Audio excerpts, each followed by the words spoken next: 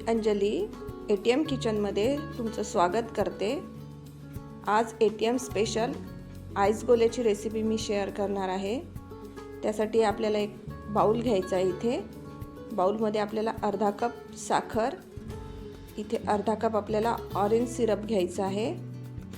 चवीनुसार आता थोडंसं इथे आपल्याला मीठ टाकायचं।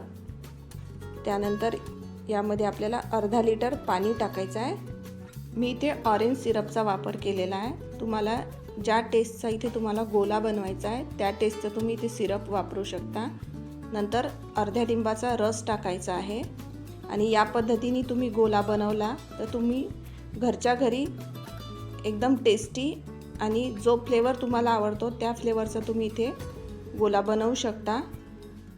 नंतर इथे ऑरेंज कलर टाकायचा आहे आणि ऑरेंज कलर इथे ऑप्शनल आहे, पण ऑरेंज कलर टाकल्याने गोल्याला एक छान डार्क रंग येईल, त्यामुळे मी इथे ऑरेंज कलर टाकलेला आहे। आणि हे आता व्यवस्थित आपल्याला मिक्स करून घ्यायचं। नंतर सिरप सर्व गाळून घ्यायचं आहे, म्हणजे साखरेमध्ये जर कचरा वगैरे असेल आणि लिंबाच्या ज्या बिया आहेत ते सर्व व्यवस्थित गाळला जाईल।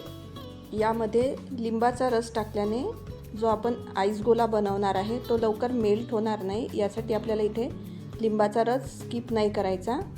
त्यानंतर हे जे आपलं सिरप तयार आहे ते आता आपण एकदा मिक्सरला फिरवून घेऊ आणि फिरवल्यानंतर जे सिरप आपलं तयार झालेलं आहे ते आता आपल्याला एका एअरटाईट डब्यामध्ये सिरप ट्रान्सफर करून घ्यायचं। आणि त्यानंतर आपल्याला 8 ते 10 तास किंवा जोपर्यंत हे सेट होत नाही तोपर्यंत हे सिरप आपल्याला फ्रीझरमध्ये सेट व्हायसाठी ठेवायचं आहे। त्यानंतर सिरप आपल्याला सेट झाल्यानंतर परत बाहेर काढून जो आपला काटा चमचा असतो त्याने आपल्याला पूर्ण क्रश काढून घ्यायचा आहे आणि नंतर परत त्याला 2 तास फ्रीजमध्ये सेट व्हायसाठी ठेवायचं आणि नंतर आपण आईस गोला सर्व करूया।